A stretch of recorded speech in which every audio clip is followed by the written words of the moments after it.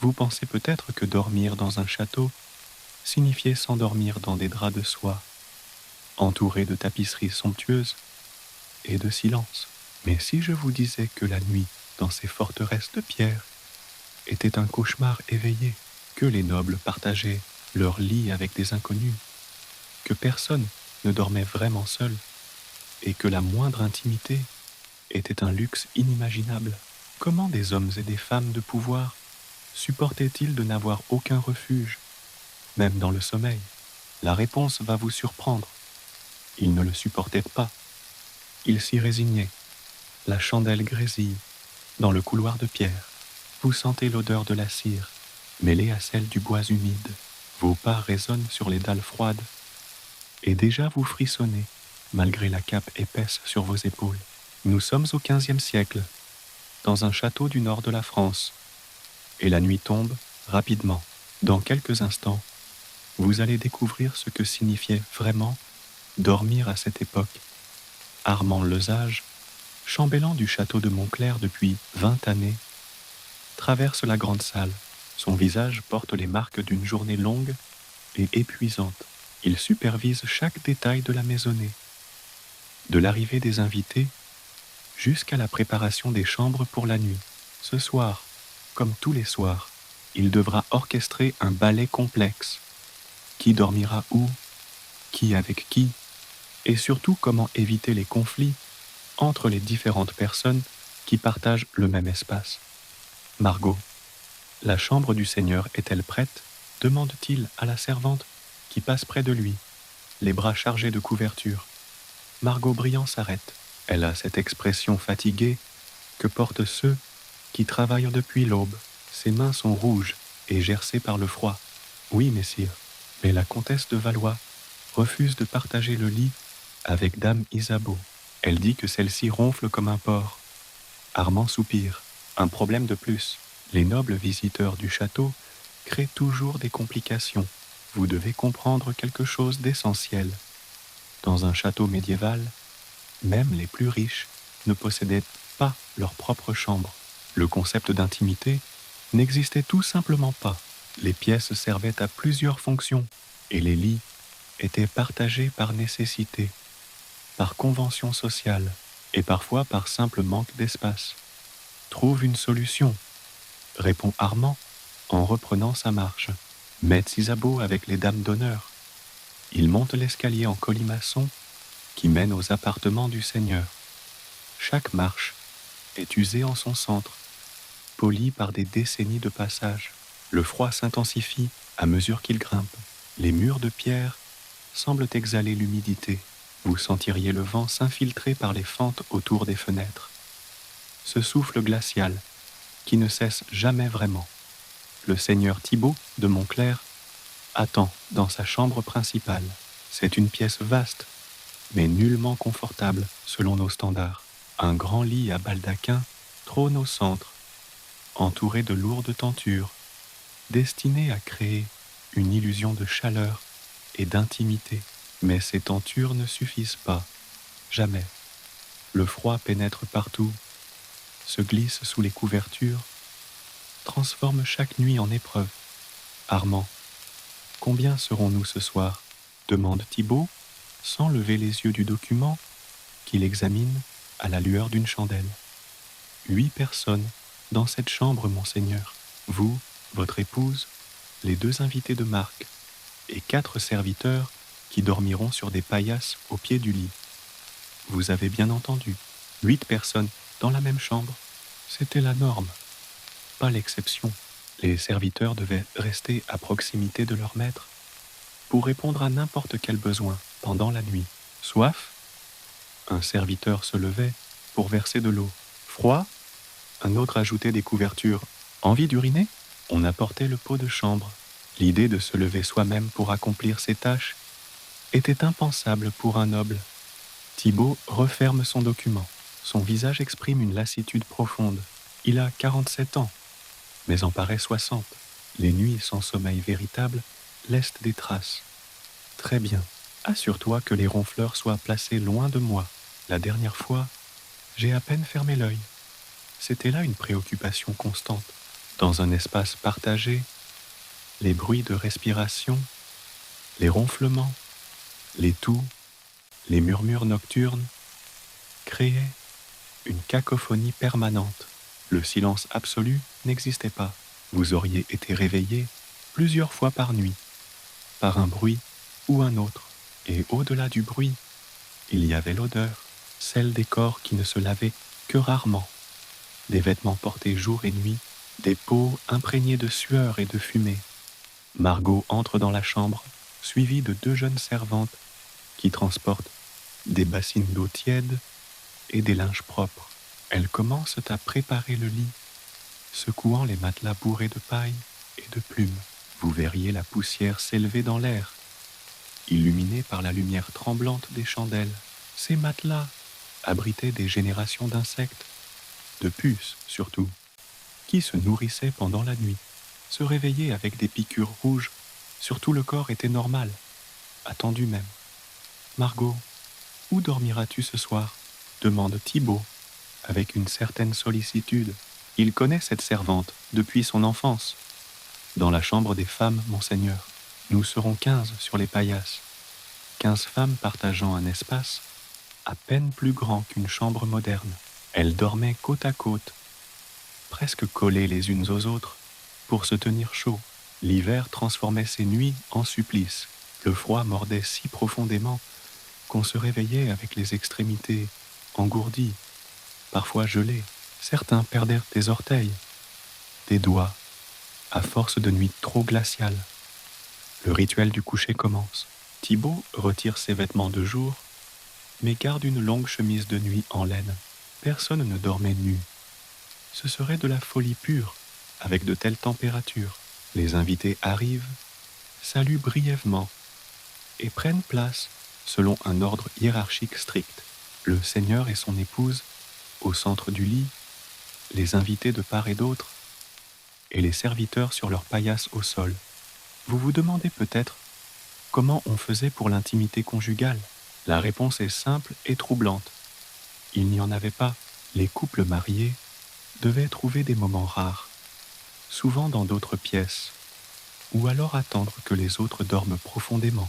Mais même alors, les tentures du lit ne cachaient pas grand-chose. Les sons portaient. Tout le monde savait. C'était accepté comme une réalité inévitable de la vie collective. Armand vérifie une dernière fois que tout est en ordre. Il compte les chandelles, s'assure qu'il y a suffisamment de bûches pour alimenter le feu pendant la nuit. Le feu dans la cheminée est essentiel, vital même. Sans lui, la température chuterait à des niveaux insupportables. Quelqu'un devrait se lever plusieurs fois pour l'alimenter. Généralement, cette tâche revenait au serviteur le plus jeune, qui dormait le moins profondément. « Bonne nuit, monseigneur », dit Armand en s'inclinant. « Bonne nuit, Armand. Que Dieu nous protège jusqu'à l'aube. » Cette prière n'était pas une simple formule. La nuit était dangereuse, mystérieuse. On croyait fermement que des esprits malfaisants rôdaient dans l'obscurité. Les cauchemars n'étaient pas considérés comme de simples rêves, mais comme des visitations démoniaques. Se réveiller en sueur, le cœur battant, était interprété comme une attaque surnaturelle.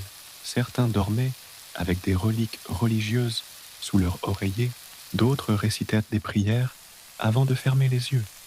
Armand descend l'escalier et se dirige vers sa propre chambre, une petite pièce qu'il partage avec 3 autres membres du personnel. Sa paillasse est dans le coin le plus éloigné de la porte, le plus exposé au froid. C'est sa place. Déterminé par son rang dans la hiérarchie domestique, il s'allonge sans se déshabiller complètement, remonte plusieurs couvertures sur lui et attend que le sommeil vienne. Mais le sommeil ne vient pas facilement. Ses pensées vagabondent. Il repense à cette conversation qu'il a eue avec un voyageur quelques semaines plus tôt. Cet homme avait visité des contrées lointaines et racontait des histoires étranges sur des peuples qui dormaient seuls, dans des pièces séparées.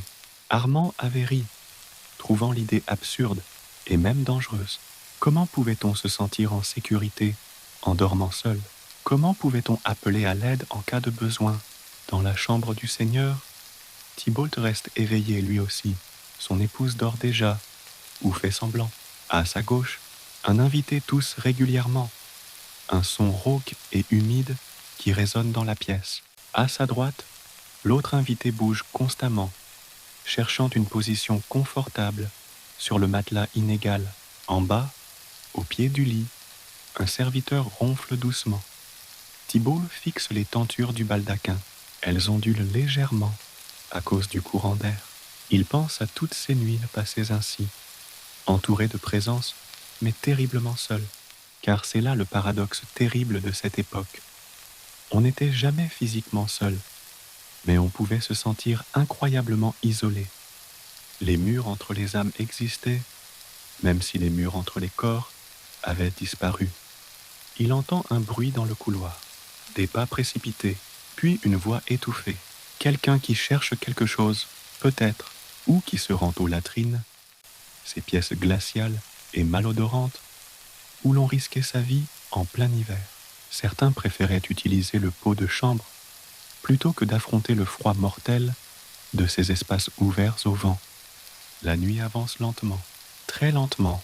Vous comprendriez maintenant pourquoi les gens de cette époque se levaient si tôt. Ce n'était pas par vertu ou discipline, mais simplement parce que rester au lit était inconfortable, parfois insupportable. Le premier rayon de soleil était accueilli avec soulagement. Il signifiait la fin de cette épreuve nocturne, le retour à la vie active, où au moins on pouvait bouger pour se réchauffer. Margot, dans la chambre des femmes, reste elle aussi éveillée, malgré l'épuisement. À côté d'elle, une jeune servante pleure doucement. C'est sa première nuit au château, loin de sa famille.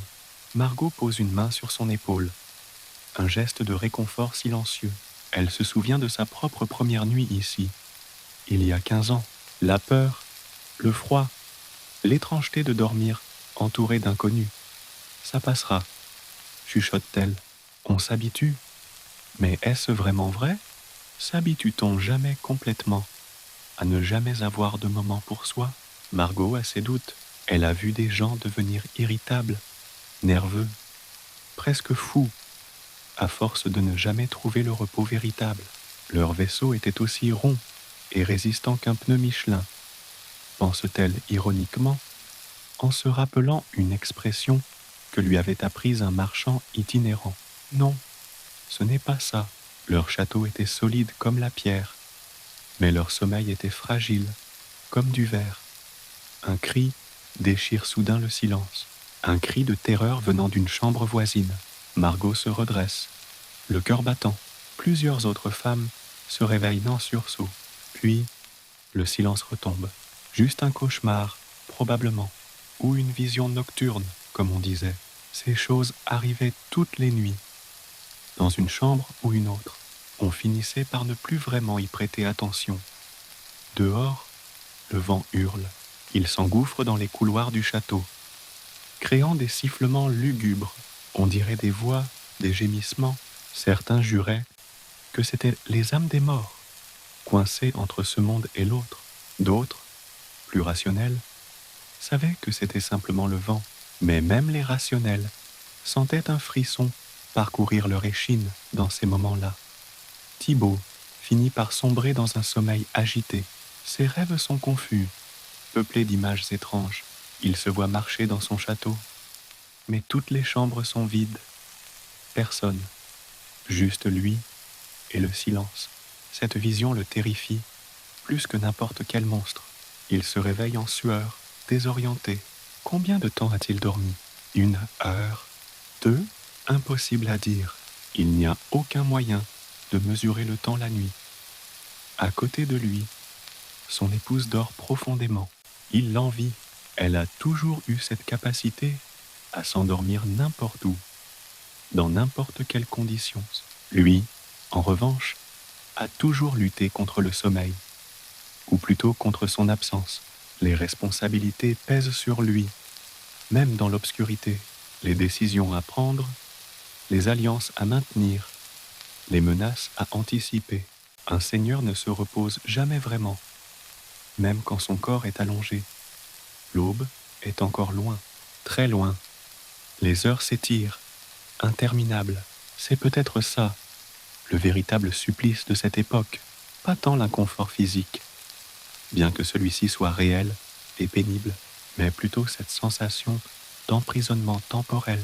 La nuit dure une éternité, et on ne peut rien faire qu'attendre qu'elle se termine.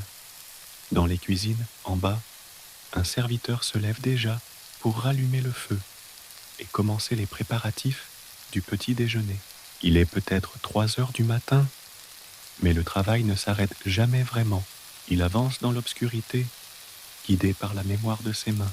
Il connaît chaque pierre, chaque recoin. Son souffle forme de petits nuages de vapeur dans l'air glacial.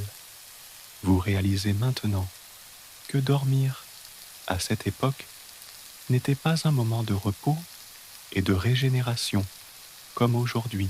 C'était une épreuve de survie, un passage obligé entre 2 journées de labeur.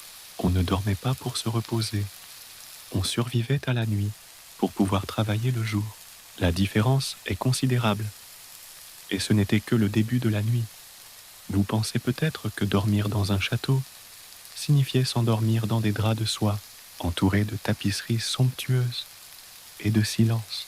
Mais si je vous disais que la nuit dans ces forteresses de pierre était un cauchemar éveillé, que les nobles partageaient leur lit avec des inconnus, que personne ne dormait vraiment seul, et que la moindre intimité était un luxe inimaginable, comment des hommes et des femmes de pouvoir supportaient-ils de n'avoir aucun refuge, même dans le sommeil? La réponse va vous surprendre. Ils ne le supportaient pas. Ils s'y résignaient. La chandelle grésille dans le couloir de pierre. Vous sentez l'odeur de la cire mêlée à celle du bois humide. Vos pas résonnent sur les dalles froides et déjà vous frissonnez, malgré la cape épaisse sur vos épaules. Nous sommes au XVe siècle, dans un château du nord de la France, et la nuit tombe rapidement. Dans quelques instants, vous allez découvrir ce que signifiait vraiment dormir à cette époque. Armand, le sage, chambellan du château de Montclair, depuis 20 années, traverse la grande salle. Son visage porte les marques d'une journée longue et épuisante. Il supervise chaque détail de la maisonnée, de l'arrivée des invités jusqu'à la préparation des chambres pour la nuit. Ce soir, comme tous les soirs, il devra orchestrer un ballet complexe. Qui dormira où? Qui avec qui? Et surtout, comment éviter les conflits entre les différentes personnes qui partagent le même espace. Margot, la chambre du Seigneur est-elle prête?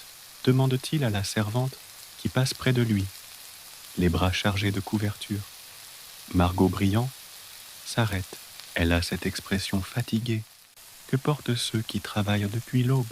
Ses mains sont rouges et gercées par le froid. Oui, messire, mais la comtesse de Valois refuse de partager le lit avec dame Isabeau. Elle dit que celle-ci ronfle comme un porc. Armand soupire. Un problème de plus. Les nobles visiteurs du château créent toujours des complications. Vous devez comprendre quelque chose d'essentiel. Dans un château médiéval, même les plus riches ne possédaient pas leur propre chambre. Le concept d'intimité n'existait tout simplement pas. Les pièces servaient à plusieurs fonctions, et les lits étaient partagés par nécessité, par convention sociale, et parfois par simple manque d'espace. Trouve une solution, répond Armand en reprenant sa marche. Mais Isabeau avec les dames d'honneur. Il monte l'escalier en colimaçon qui mène aux appartements du Seigneur. Chaque marche est usée en son centre, polie par des décennies de passage. Le froid s'intensifie à mesure qu'il grimpe. Les murs de pierre semblent exhaler l'humidité. Vous sentiriez le vent s'infiltrer par les fentes autour des fenêtres. Ce souffle glacial qui ne cesse jamais vraiment. Le seigneur Thibaut de Montclair attend dans sa chambre principale. C'est une pièce vaste, mais nullement confortable selon nos standards. Un grand lit à baldaquin trône au centre, entouré de lourdes tentures, destinées à créer une illusion de chaleur et d'intimité. Mais ces tentures ne suffisent pas. Jamais. Le froid pénètre partout, se glisse sous les couvertures, transforme chaque nuit en épreuve. Armand, combien serons-nous ce soir? Demande Thibaut, sans lever les yeux du document qu'il examine à la lueur d'une chandelle. 8 personnes dans cette chambre, monseigneur. Vous, votre épouse, les 2 invités de Marc et 4 serviteurs qui dormiront sur des paillasses au pied du lit. Vous avez bien entendu, 8 personnes dans la même chambre. C'était la norme, pas l'exception. Les serviteurs devaient rester à proximité de leur maître pour répondre à n'importe quel besoin pendant la nuit. Soif, un serviteur se levait pour verser de l'eau. Froid, un autre ajoutait des couvertures. Envie d'uriner, on apportait le pot de chambre. L'idée de se lever soi-même pour accomplir ses tâches était impensable pour un noble. Thibaut referme son document. Son visage exprime une lassitude profonde. Il a 47 ans, mais en paraît 60. Les nuits sans sommeil véritable laissent des traces. Très bien. Assure-toi que les ronfleurs soient placés loin de moi. La dernière fois, j'ai à peine fermé l'œil. C'était là une préoccupation constante. Dans un espace partagé, les bruits de respiration, les ronflements, les toux, les murmures nocturnes créaient une cacophonie permanente. Le silence absolu n'existait pas. Vous auriez été réveillé plusieurs fois par nuit, par un bruit ou un autre. Et au-delà du bruit, il y avait l'odeur, celle des corps qui ne se lavaient que rarement, des vêtements portés jour et nuit, des peaux imprégnées de sueur et de fumée. Margot entre dans la chambre, suivie de 2 jeunes servantes qui transportent des bassines d'eau tiède et des linges propres. Elles commencent à préparer le lit, secouant les matelas bourrés de paille et de plumes. Vous verriez la poussière s'élever dans l'air, illuminée par la lumière tremblante des chandelles. Ces matelas abritaient des générations d'insectes, de puces surtout, qui se nourrissaient pendant la nuit. Se réveiller avec des piqûres rouges sur tout le corps était normal, attendu même. Margot, où dormiras-tu ce soir? Demande Thibaut avec une certaine sollicitude. Il connaît cette servante depuis son enfance. Dans la chambre des femmes, monseigneur. Nous serons 15 sur les paillasses. 15 femmes, partageant un espace à peine plus grand qu'une chambre moderne. Elles dormaient côte à côte, presque collées les unes aux autres pour se tenir chaud. L'hiver transformait ces nuits en supplice. Le froid mordait si profondément qu'on se réveillait avec les extrémités engourdies, parfois gelées. Certains perdaient des orteils, des doigts, à force de nuit trop glaciale. Le rituel du coucher commence. Thibaut retire ses vêtements de jour, mais garde une longue chemise de nuit en laine. Personne ne dormait nu. Ce serait de la folie pure, avec de telles températures. Les invités arrivent, saluent brièvement, et prennent place selon un ordre hiérarchique strict. Le seigneur et son épouse au centre du lit, les invités de part et d'autre, et les serviteurs sur leurs paillasses au sol. Vous vous demandez peut-être comment on faisait pour l'intimité conjugale. La réponse est simple et troublante. Il n'y en avait pas. Les couples mariés devaient trouver des moments rares, souvent dans d'autres pièces, ou alors attendre que les autres dorment profondément. Mais même alors, les tentures du lit ne cachaient pas grand-chose. Les sons portaient. Tout le monde savait. C'était accepté comme une réalité inévitable de la vie collective. Armand vérifie une dernière fois que tout est en ordre. Il compte les chandelles, s'assure qu'il y a suffisamment de bûches pour alimenter le feu pendant la nuit. Le feu dans la cheminée est essentiel, vital même. Sans lui, la température chuterait à des niveaux insupportables. Quelqu'un devrait se lever plusieurs fois pour l'alimenter. Généralement, cette tâche revenait au serviteur le plus jeune, qui dormait le moins profondément. « Bonne nuit, monseigneur », dit Armand en s'inclinant. « Bonne nuit, Armand. Que Dieu nous protège jusqu'à l'aube. » Cette prière n'était pas une simple formule. La nuit était dangereuse, mystérieuse. On croyait fermement que des esprits malfaisants rôdaient dans l'obscurité. Les cauchemars n'étaient pas considérés comme de simples rêves, mais comme des visitations démoniaques. Se réveiller en sueur, le cœur battant, était interprété comme une attaque surnaturelle. Certains dormaient avec des reliques religieuses sous leur oreiller, d'autres récitaient des prières avant de fermer les yeux. Armand descend l'escalier et se dirige vers sa propre chambre, une petite pièce qu'il partage avec 3 autres membres du personnel. Sa paillasse est dans le coin le plus éloigné de la porte, le plus exposé au froid. C'est sa place, déterminée par son rang dans la hiérarchie domestique. Il s'allonge sans se déshabiller complètement, remonte plusieurs couvertures sur lui et attend que le sommeil vienne. Mais le sommeil ne vient pas facilement. Ses pensées vagabondent. Il repense à cette conversation qu'il a eue avec un voyageur quelques semaines plus tôt. Cet homme avait visité des contrées lointaines et raconté des histoires étranges sur des peuples qui dormaient seuls, dans des pièces séparées. Armand avait ri, trouvant l'idée absurde et même dangereuse. Comment pouvait-on se sentir en sécurité en dormant seul? Comment pouvait-on appeler à l'aide en cas de besoin? Dans la chambre du Seigneur, Thibaut reste éveillé lui aussi. Son épouse dort déjà, ou fait semblant. À sa gauche, un invité tousse régulièrement, un son rauque et humide qui résonne dans la pièce. À sa droite, l'autre invité bouge constamment, cherchant une position confortable sur le matelas inégal. En bas, au pied du lit, un serviteur ronfle doucement. Thibaut fixe les tentures du baldaquin. Elles ondulent légèrement à cause du courant d'air. Il pense à toutes ces nuits passées ainsi, entouré de présence mais terriblement seul, car c'est là le paradoxe terrible de cette époque.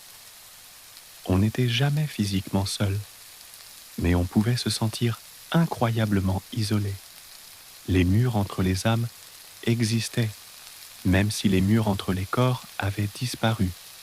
Il entend un bruit dans le couloir, des pas précipités, puis une voix étouffée.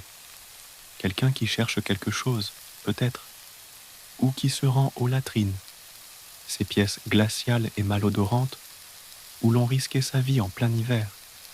Certains préféraient utiliser le pot de chambre plutôt que d'affronter le froid mortel de ces espaces ouverts au vent. La nuit avance lentement, très lentement. Vous comprendriez maintenant pourquoi les gens de cette époque se levaient si tôt. Ce n'était pas par vertu ou discipline, mais simplement parce que rester au lit était inconfortable, parfois insupportable. Le premier rayon de soleil était accueilli avec soulagement. Il signifiait la fin de cette épreuve nocturne, le retour à la vie active, ou au moins on pouvait bouger pour se réchauffer. Margot, dans la chambre des femmes, reste elle aussi éveillée malgré l'épuisement. À côté d'elle, une jeune servante pleure doucement. C'est sa première nuit au château, loin de sa famille. Margot pose une main sur son épaule, un geste de réconfort silencieux. Elle se souvient de sa propre première nuit ici, il y a 15 ans. La peur, le froid, l'étrangeté de dormir entourée d'inconnus. Ça passera, chuchote-t-elle. On s'habitue. Mais est-ce vraiment vrai? S'habitue-t-on jamais complètement à ne jamais avoir de moment pour soi? Margot a ses doutes. Elle a vu des gens devenir irritables, nerveux, presque fous, à force de ne jamais trouver le repos véritable. Leur vaisseau était aussi rond et résistant qu'un pneu Michelin, pense-t-elle ironiquement, en se rappelant une expression que lui avait apprise un marchand itinérant. Non, ce n'est pas ça. Leur château était solide comme la pierre, mais leur sommeil était fragile comme du verre. Un cri déchire soudain le silence, un cri de terreur venant d'une chambre voisine. Margot se redresse, le cœur battant. Plusieurs autres femmes se réveillent en sursaut. Puis, le silence retombe. Juste un cauchemar, probablement, ou une vision nocturne, comme on disait. Ces choses arrivaient toutes les nuits, dans une chambre ou une autre. On finissait par ne plus vraiment y prêter attention. Dehors, le vent hurle. Il s'engouffre dans les couloirs du château, créant des sifflements lugubres.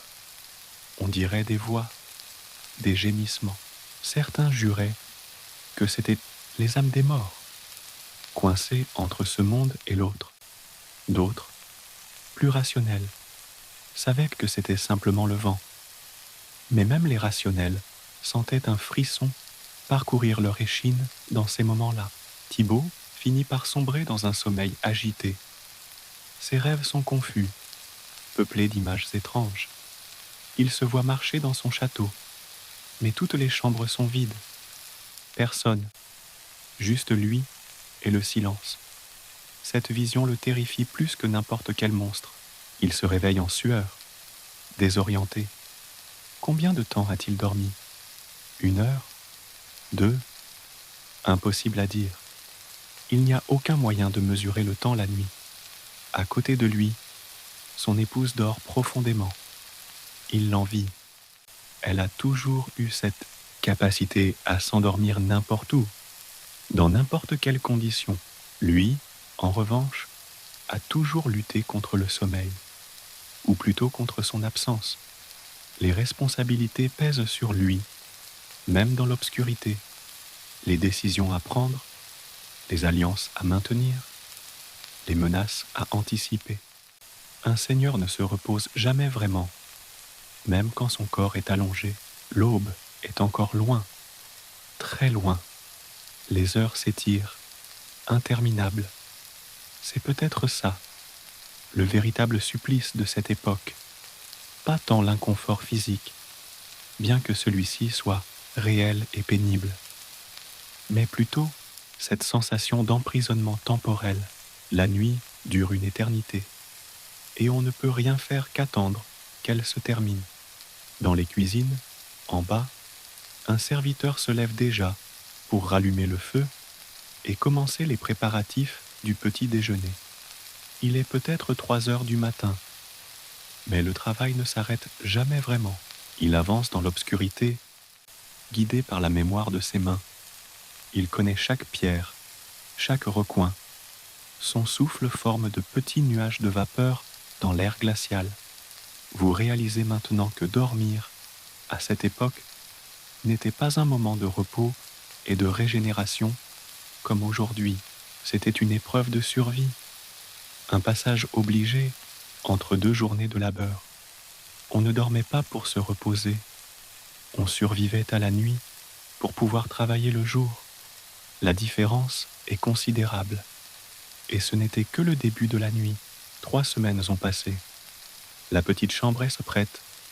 Armand a supervisé les travaux personnellement. Un lit simple, une cheminée qui fonctionne bien, des volets qui ferment hermétiquement. C'est spartiate, presque monacal, mais c'est séparé du reste du château, un espace uniquement pour le seigneur Thibaut. Vous vous tenez devant cette porte close, hésitant, car oui, même après avoir tant désiré cet instant, vous doutez. Toute votre vie vous avez dormi entouré de gens. Leur présence formait un cocon familier, même inconfortable. Maintenant, derrière cette porte, il n'y aura que le silence absolu. Cette perspective vous terrifie autant qu'elle vous attire.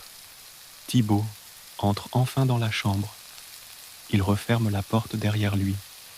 Le claquement résonne étrangement. C'est un son définitif, presque violent dans son caractère tranchant. Il reste immobile un moment, écoutant. Rien, pas de respiration, pas de mouvement, pas de tout. Juste le crépitement du feu dans la cheminée et le sifflement lointain du vent. Il s'approche du lit, s'assoit sur le bord. Le matelas est neuf, bourré de laine fraîche. Il sent bon, pas comme les vieux matelas du château, imprégnés de générations, de sueur et de poussière. Il retire ses vêtements lentement, presque cérémonieusement. Pour la première fois de sa vie adulte, personne ne le regarde. Cette absence de regard change tout. Vous réaliseriez que vous avez toujours modifié vos gestes en fonction des spectateurs potentiels. Même dans l'intimité supposée du lit conjugal, vous saviez que des yeux pouvaient s'ouvrir, que des oreilles écoutaient. Maintenant, vous êtes vraiment seul, complètement. Cette liberté est vertigineuse. Thibaut s'allonge.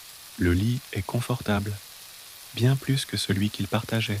Pas de coude qui cogne, pas de jambes qui se mêlent aux siennes, pas de couverture tirée d'un côté ou de l'autre. Il peut s'étirer complètement, occuper tout l'espace. C'est une sensation extraordinaire, presque luxurieuse. Mais très vite, l'étrangeté s'installe. Le silence n'est pas aussi reposant qu'il l'imaginait. Au contraire, il devient oppressant. Chaque petit bruit est amplifié. Le craquement d'une poutre le fait sursauter. Le grincement d'un volet le met sur ses gardes. Sans les respirations familières des autres, ces sons deviennent inquiétants, presque menaçants. Il ferme les yeux, essaie de se détendre, mais son esprit s'emballe. Il pense à des choses auxquelles il n'avait jamais pensé avant. Et si quelqu'un entrait, et s'il tombait malade pendant la nuit, qui l'entendrait appeler? Dans la chambre partagée, il y avait toujours quelqu'un pour réagir en cas de problème. Ici, il est vulnérable. Cette prise de conscience le fait se redresser. Son cœur bat plus vite. La pièce semble soudain trop petite et trop grande à la fois. Trop petite parce qu'il s'y sent enfermé. Trop grande parce que le vide l'entoure. Il se lève, marche jusqu'à la fenêtre. Le château dort en contrebas ou fait semblant de dormir comme toujours. Margot, dans sa chambre partagée, se demande comment le Seigneur s'en sort. Elle a entendu parler de cette expérience. Tout le château en parle. Certains trouvent cela admirable. D'autres pensent que c'est un signe de folie naissante. Elle ne sait pas quoi penser. Elle comprend le désir de solitude, mais elle se demande si la solitude est vraiment ce dont ils ont tous besoin. Car le problème du sommeil à cette époque n'est pas uniquement lié à la promiscuité. C'est aussi le froid, la faim parfois, les maladies chroniques, les parasites, les peurs superstitieuses. Dormir seul ne résout aucun de ces problèmes. Cela en crée peut-être même de nouveaux. Elle pense à son père, qui travaillait dans les champs jusqu'à s'effondrer d'épuisement. Il dormait profondément, malgré l'inconfort, malgré le froid, malgré tout, parce que son corps était si fatigué qu'il n'avait pas le choix. Les nobles, eux, ne connaissaient pas cette fatigue physique absolue. Leur nuit était peuplée de pensées, d'inquiétudes, de responsabilités mentales qui les empêchaient de trouver le repos. Thibaut retourne au lit. Il essaie différentes positions, sur le dos, sur le côté, recroquevillé. Rien ne fonctionne vraiment. Son corps ne sait pas comment se comporter sans la chaleur d'autres corps à proximité. Même détesté, même redouté, cette chaleur humaine était devenue nécessaire. Son absence crée un vide que le confort matériel ne peut combler. Les heures passent avec une lenteur cruelle. Vous fixeriez le plafond, comptant les poutres encore et encore. 23 poutres. Vous les avez comptées 10 fois déjà. Votre esprit cherche désespérément quelque chose à faire, quelque chose pour tromper l'insomnie. Mais il n'y a rien, juste vous et le silence. Vers minuit, Thibaut se lève à nouveau. Il ouvre la porte de sa chambre et écoute. Les bruits du château lui parviennent, atténués par la distance.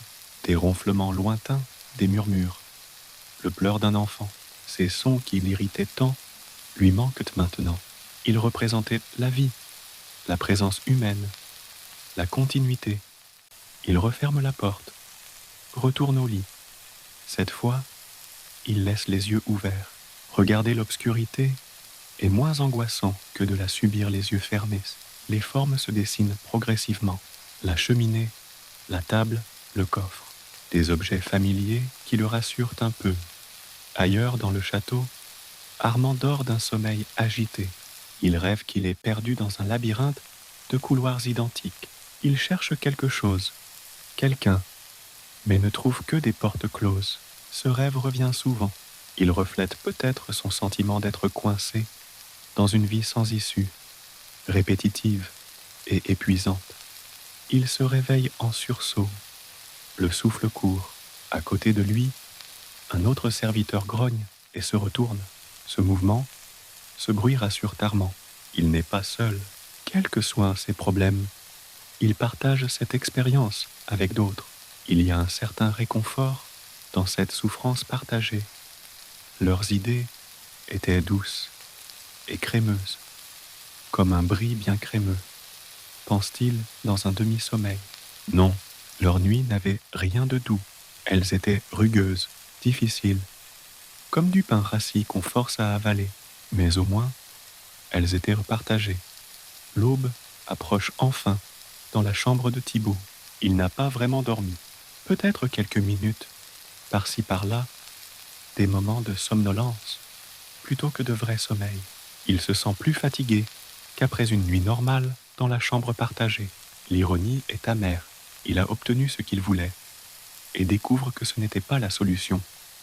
Il se lève, s'habille, sort de la chambre. Dans le couloir, il croise Armand qui commence sa journée. « Monseigneur, comment était votre nuit ?»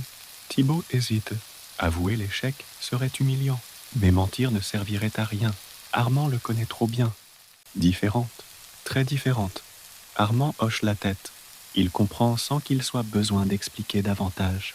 Le changement n'est pas toujours une amélioration. Parfois, c'est simplement un échange de problèmes contre d'autres problèmes. Voulez-vous continuer l'expérience, Monseigneur ? Je ne sais pas encore. Laisse-moi quelques jours pour m'habituer.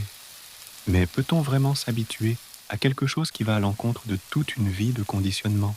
Thibaut en doute. Il a été formé dès l'enfance à dormir en présence d'autres. C'était normal, naturel, attendu. Maintenant, à près de 50 ans, peut-il vraiment réapprendre à dormir différemment ? Les jours suivants sont étranges. Thibaut alterne entre sa chambre privée et la chambre commune. Certaines nuits, il supporte la solitude. D'autres, il ne peut pas et retourne vers les autres. Cette indécision le ronge. Il se sent faible, incapable de tenir sa propre décision. Margot observe ses allers-retours avec une forme de compassion. Elle voit un homme puissant se débattre avec ses propres contradictions. Cela le rend plus humain, plus accessible. Les nobles semblent souvent si sûrs d'eux, si inébranlables. Voir leurs failles rappelle qu'ils sont humains aussi, soumis aux mêmes peurs et aux mêmes doutes. Un soir, alors qu'elle apporte de l'eau chaude dans la chambre privée, elle trouve Thibaut, assis au bord du lit, la tête entre les mains. « Monseigneur, puis-je faire quelque chose ?» Il lève les yeux, son visage exprime une détresse profonde. « Margot, as-tu déjà ressenti le besoin d'être seule ? » Vraiment seule ? La question la surprend. Personne ne lui demande jamais son avis, ses sentiments. Elle réfléchit avant de répondre. « Parfois, Monseigneur, mais je crois que j'aurais peur si cela arrivait vraiment. Nous sommes habitués à la présence des autres, même quand elle nous pèse. » Exactement, c'est exactement ça. Ce moment de compréhension partagée crée un lien étrange entre eux. Ils appartiennent à des mondes différents, mais ils vivent le même paradoxe, le besoin d'intimité et la peur de la solitude, le désir d'espace et l'habitude de la promiscuité. Peut-être que le problème n'est pas d'être seul ou entouré, continue Margot, s'enhardissant. Peut-être que le problème est que nous n'avons jamais vraiment de repos. Peu importe où nous dormons.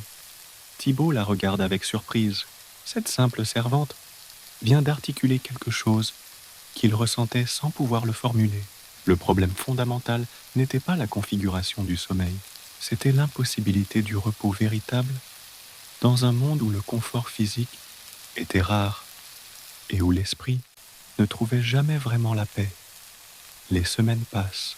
Thibaut continue d'utiliser la chambre privée, mais sans y trouver la solution miracle qu'il espérait. Il dort un peu mieux certaines nuits, moins bien d'autres. Finalement, il se rend compte que le sommeil restera toujours problématique dans ses conditions de vie, quels que soient les arrangements.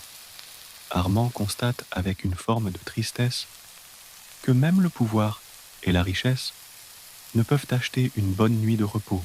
Leur connaissance de l'histoire du monde était impressionnante, digne d'un Trivial Pursuit, histoire du monde, pense-t-il en se rappelant un jeu qu'un marchand itinérant lui avait montré. Mais toutes ces connaissances ne servaient à rien face aux problèmes basiques de l'insomnie et de l'inconfort.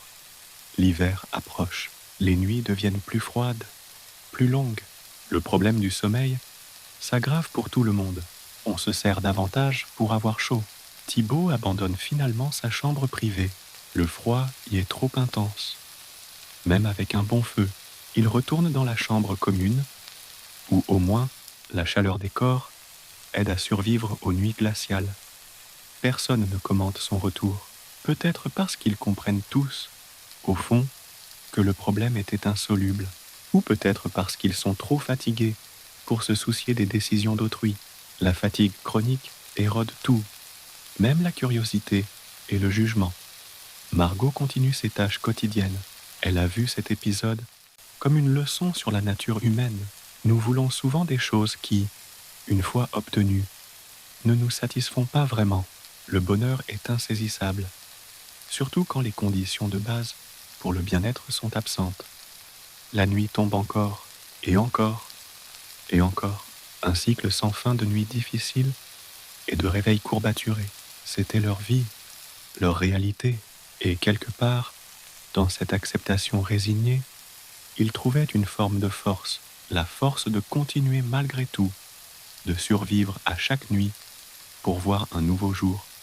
Mais cette force avait un coût payé en santé, en patience, en joie de vivre, un coût invisible mais bien réel, qui marquait leur corps et leurs esprits de façon indélébile. Et la question demeurait sans réponse. Était-il possible de vivre autrement?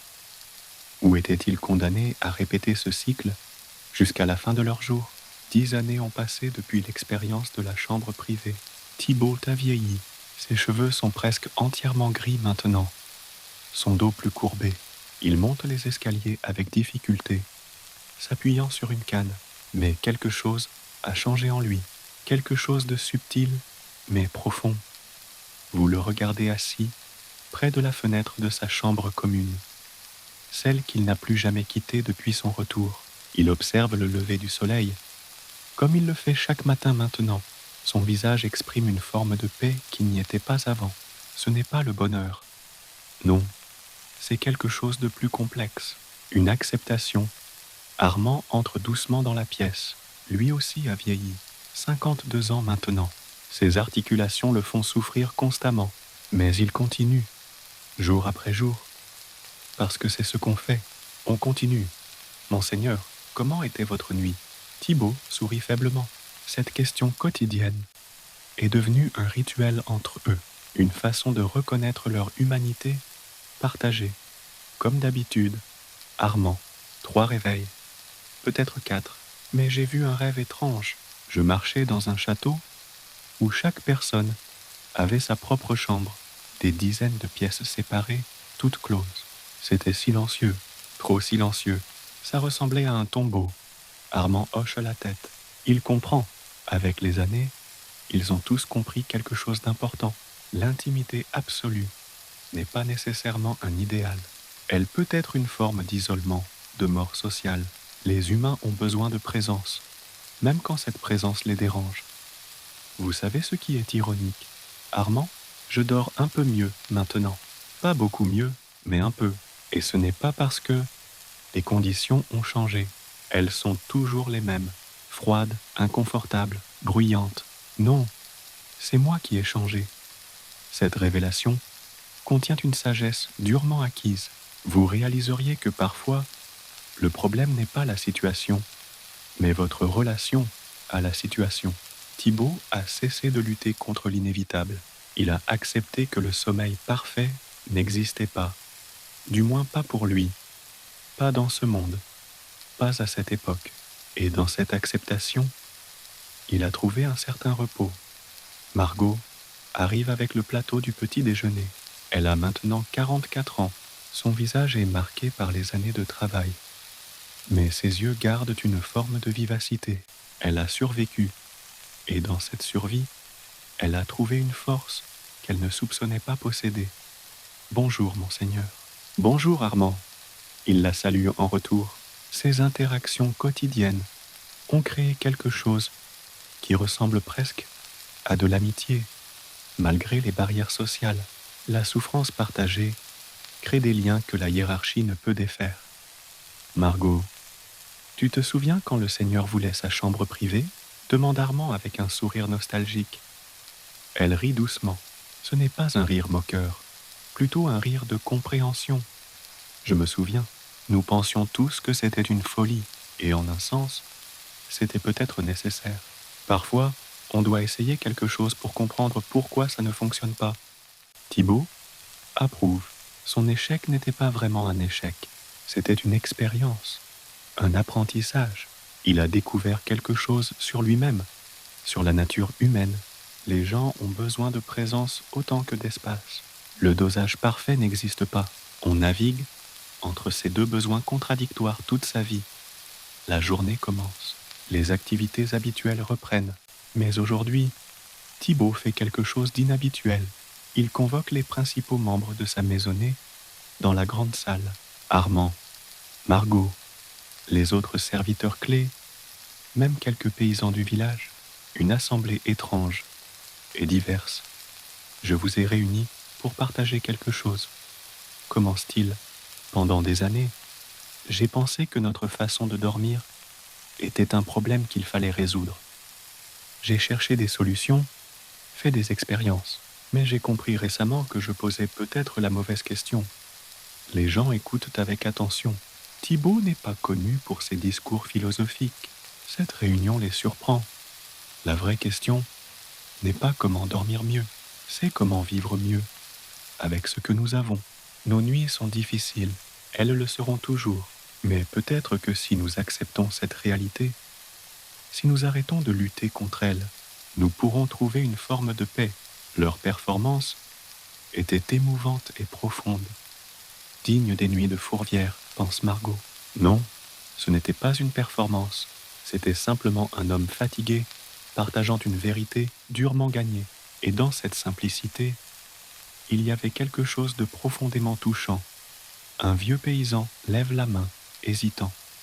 Monseigneur, avec respect, nous n'avons jamais vraiment eu le choix. Nous acceptons parce que nous devons accepter. Thibaut acquiesce. Le paysan a raison. L'acceptation forcée n'est pas la même chose que l'acceptation choisie. Mais peut-être que la différence n'est pas si grande qu'elle le semble. À la fin, accepter est accepter, quelles qu'en soient les raisons. Tu as raison, et c'est peut-être la plus grande leçon. Nous sommes tous dans la même situation. Nobles ou paysans, riches ou pauvres, nous partageons ces nuits difficiles. Cette égalité dans la souffrance est peut-être la seule vraie égalité qui existe. Le silence qui suit est chargé de réflexion. Chacun digère ses paroles à sa manière. Certains s'y trouvent du réconfort, d'autres de l'amertume, mais tous reconnaissent la vérité de ce qui vient d'être dit. La réunion se termine, les gens retournent à leurs occupations. Mais quelque chose a changé dans l'atmosphère du château. Une reconnaissance tacite s'est établie. Ils ne sont pas seuls dans leur lutte. Chaque nuit difficile est partagée par des dizaines, des centaines d'autres personnes. Le soir arrive. Comme toujours, Thibaut monte vers sa chambre commune. Mais ce soir, il ne ressent pas l'appréhension habituelle. Il a fait la paix avec ce qui l'attend. Les ronflements, le froid, l'inconfort, tout cela fait partie de sa vie, de son expérience humaine. Résister ne sert à rien, il faut traverser. Il s'allonge dans le lit partagé. Son épouse est déjà là, endormie ou faisant semblant. Les serviteurs s'installent sur leur paillasse. Les bruits familiers commencent. Une toux ici, un mouvement là. Au lieu de l'irriter, ces sons le rassurent maintenant. Il signifie qu'il n'est pas seul. que la vie continue, que demain viendra. Armand, dans sa propre chambre partagée, ressent la même chose. Leurs cœurs portèrent le poids de l'amour.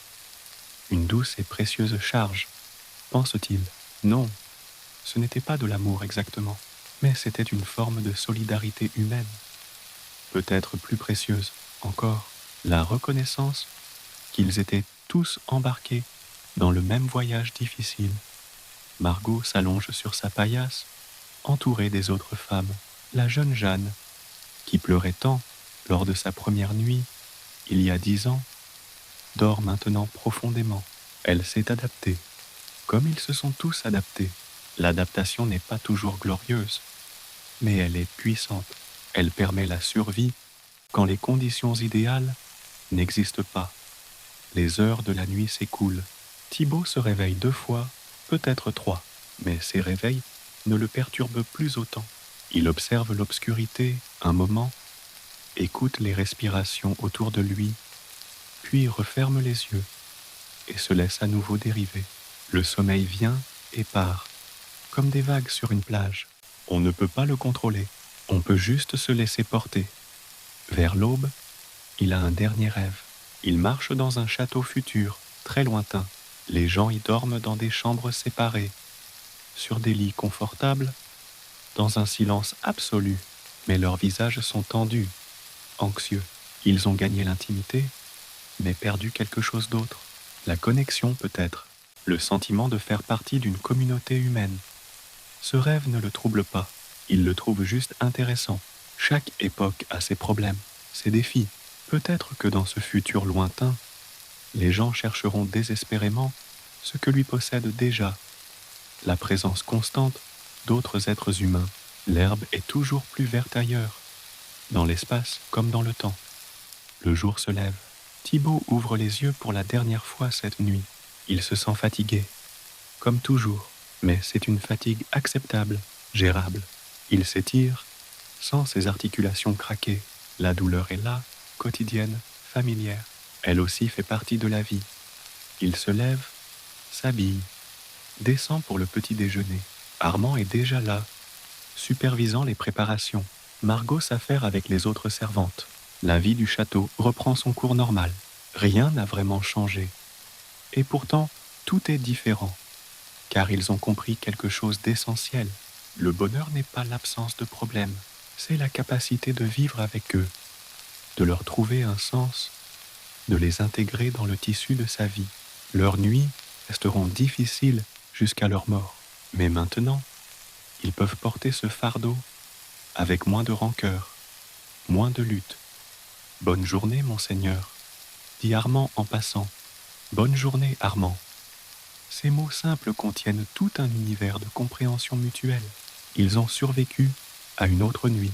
Ils survivront à la suivante et à celle d'après, jusqu'à ce que finalement, une nuit, ils ne se réveillent plus. Et même, cette perspective ne les effraie plus vraiment. Margot observe le Seigneur assis près de la fenêtre, buvant son vin chaud du matin. Il y a 10 ans, elle voyait un homme torturé par l'insomnie, rongé par le désir d'un repos qui ne venait jamais. Maintenant, elle voit un homme en paix avec son tourment. Ce n'est pas une victoire glorieuse, mais c'est une victoire quand même. Les années continueront de passer. D'autres problèmes viendront, d'autres défis, mais celui du sommeil, au moins, a trouvé sa résolution. Non pas par un changement des circonstances, mais par un changement de perspective.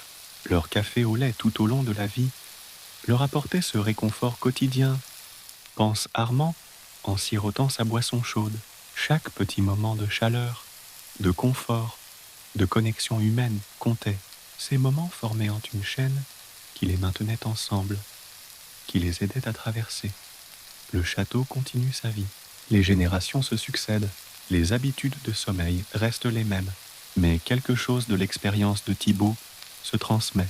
Une sagesse discrète, presque invisible. L'idée que parfois, accepter est plus puissant que changer. Que la paix vient de l'intérieur, pas de l'extérieur. Des siècles plus tard, quand les gens dormiront enfin seuls dans leur chambre privée, Ils se demanderont peut-être comment leurs ancêtres supportaient ces conditions. Ils ne comprendront pas que leurs ancêtres ne les supportaient pas vraiment. Ils vivaient avec. Ils trouvaient des moyens de donner du sens à leur expérience, de créer de la beauté même dans la difficulté. Et peut-être que ces futurs habitants de chambres privées, allongés dans leur lit confortable, se sentiront parfois étrangement seuls. Peut-être qu'ils regretteront quelque chose qu'ils n'ont jamais connu. La présence constante, parfois dérangeante, mais toujours rassurante, d'autres êtres humains, partageant la même nuit, les mêmes peurs, les mêmes espoirs. Car au final, c'est peut-être ça, la vérité fondamentale. Nous sommes faits pour être ensemble, même quand être ensemble est difficile. Le sommeil solitaire est un luxe moderne, mais il vient avec son propre prix. Et comme tous les prix, il n'est visible que quand on l'a déjà payé. Thibaut, ce matin-là près de sa fenêtre, ne pense pas à tout cela. Il pense simplement qu'il a survécu à une autre nuit, que le soleil se lève à nouveau, que la vie continue. Et dans cette simplicité, il trouve quelque chose qui ressemble au bonheur.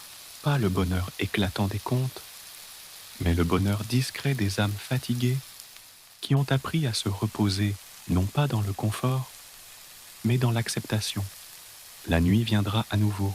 Elle vient toujours, mais maintenant, il sait comment l'accueillir, non pas comme un ennemi à combattre, mais comme une compagne fidèle, certes exigeante, mais familière. Et dans cette familiarité, il y a une forme de paix. C'était ça, dormir au temps des châteaux. Ce n'était pas ce que vous pensiez. Ce n'était ni romantique ni confortable, mais c'était humain, profondément humain. Et peut-être que c'est tout ce qu'on peut vraiment demander à la vie. Qu'elle soit humaine, avec toutes ses imperfections, toutes ses difficultés, tous ces petits moments de grâce qui nous permettent de continuer. Le château dort, ou plutôt, il fait semblant de dormir, comme il l'a toujours fait, comme il le fera toujours. Et dans ce semblant, dans cette illusion partagée, il y a quelque chose de beau, la beauté de l'humanité qui persiste malgré tout, qui trouve des moyens de survivre, de s'adapter, de créer du sens même dans les conditions les plus difficiles. C'était leur héritage, et d'une certaine manière, c'est toujours le nôtre.